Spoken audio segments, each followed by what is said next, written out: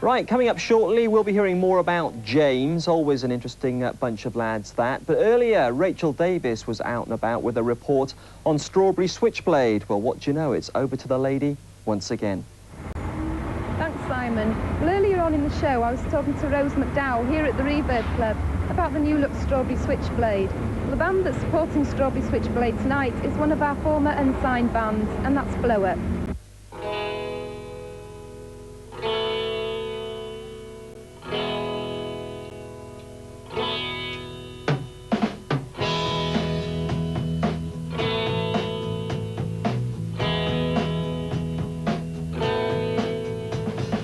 Blow Up was, what happened was, the Primals, I was at the soundcheck, the Primal Scream. I used to be at the soundchecks in Brighton, and Bobby Gillespie and Robert was there, and they saw me at the soundcheck and said something along the lines of he should be in a group, yeah, something like that. And then Josh turned around and said, let's form this group with you as a singer. I mean, I was sort of playing anyway, so I thought, fine, you know. And then from then it got exaggerated to like being a load of hype, and there wasn't a band at all. But I mean, we went through the usual sort of songwriting stages and rehearsing, although it was rushed because we got a deal with Creation before the first gig and things. But that's where that story came from. Basically, Bobby saying he should be in a group. Yeah, simple as that, really. Now I don't want you, I don't want you sat down beside me.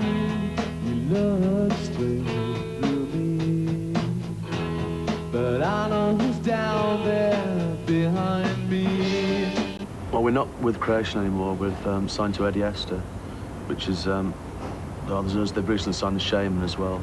And we've recorded the next two singles, which should be out later this year, and our first sort of official LP, other than the Dutch compilation thing, which was out through Megadisc.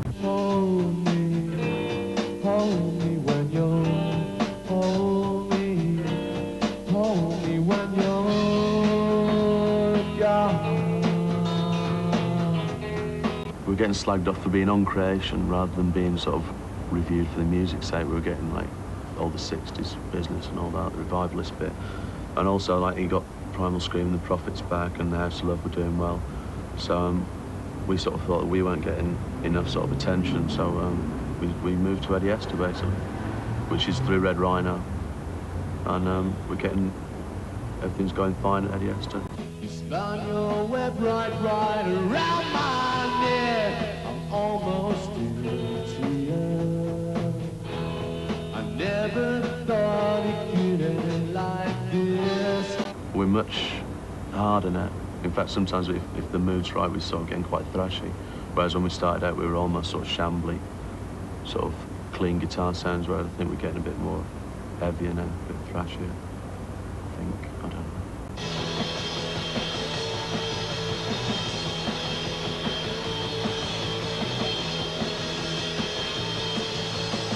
I don't want to be alone out there, sick and tired of having it through my head. I don't want to be alone out there, sick and tired of having it through my head.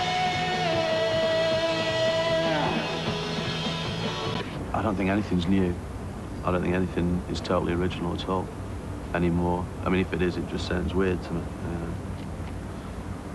I wouldn't like to categorise ourselves, no. I probably could, but I wouldn't like to.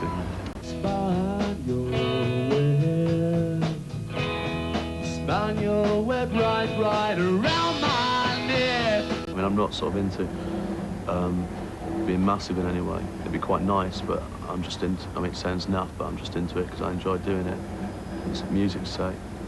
Apart from that, we're not into any sort of particular image or publicity in any way.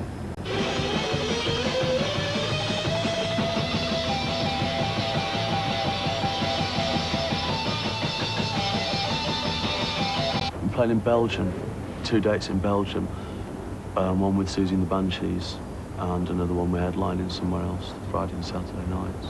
And we're trying to get over to Europe again to play as much as possible, because there's a lot of feedback from there. It's just a question of getting out to actually play to the people. It'd be nice to go over.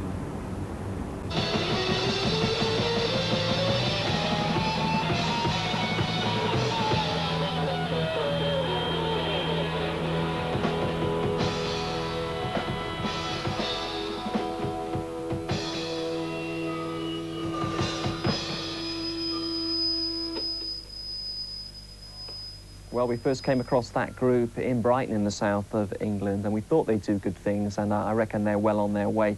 From the south of this country, we move to the north, and a band that Morrissey's been raving about for some time, James.